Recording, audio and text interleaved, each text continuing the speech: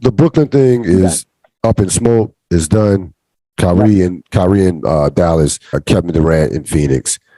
And I'll just say this flat out: neither one of those guys are winning championships forever. Neither one of I'll make the prediction right now. Everybody will be high on Phoenix, whatever. Booker, Chris Paul, DeAndre Ayton, Kevin Durant. They're not going to win a championship. They won't even get out the final. They won't even get out the Western Conference. Neither one of those teams will get out the Western Conference because what you're seeing is, especially in basketball over the last couple of years, with the championship teams that you've seen, basketball character still matters.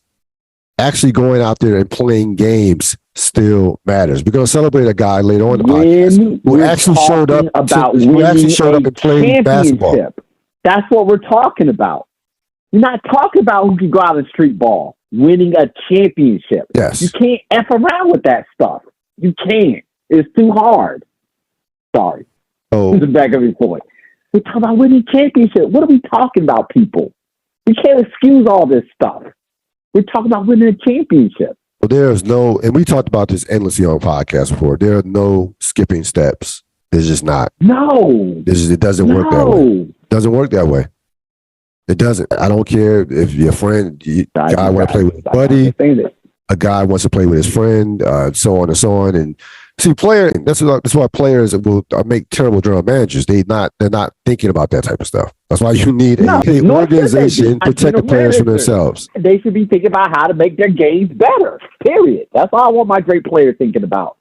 How do you get better? How do you beat the other guy? That's exactly where they should be thinking. No, they should be thinking about roster construction. Oh, Phoenix, they'll win some games. Of course, they're going to be in the playoffs.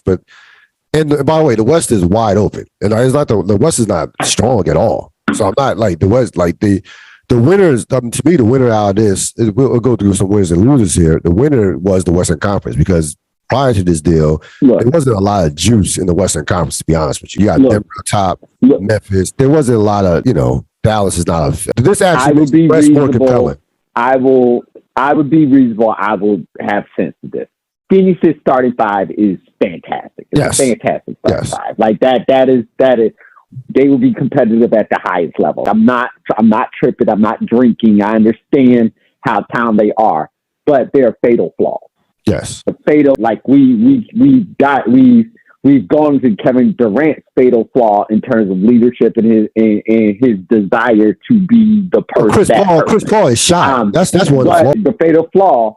On top, I agree with you 100%, of course. And then on top of that, I need to see all three of them get through the whole thing healthy. Well, how about right here, Rob? How about this? How about this? I'm not betting on it. I'm not. No, absolutely not. Nope. Absolutely not. How about this? Here are some things. Here are some things that they don't have going for. Besides those three players, besides some of the talent, the individual talent. Monty Williams, excellent coach, right? Excellent coach.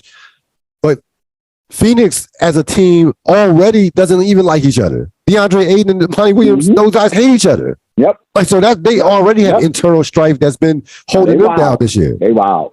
They got their own stuff already. That Robert Sarver stuff, that stuff is still lingering. They are fatally flawed as a franchise.